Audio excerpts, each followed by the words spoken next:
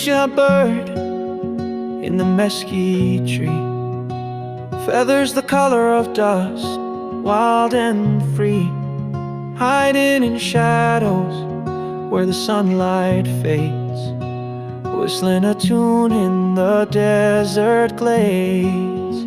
Dust in the wind, a lone coyote's cry, stars pierce the black of the open sky.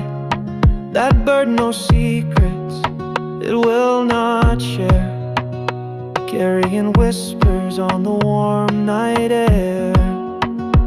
Oh, Pyrrhuluxia, sing your song to me.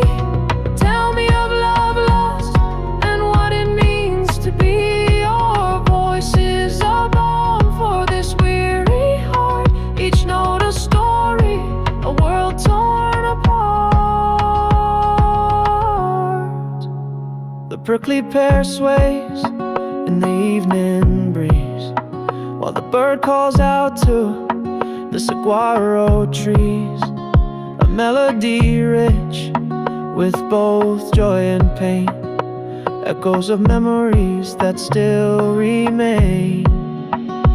Under the heavens where the earth feels white, that bird is a symbol of what we hide.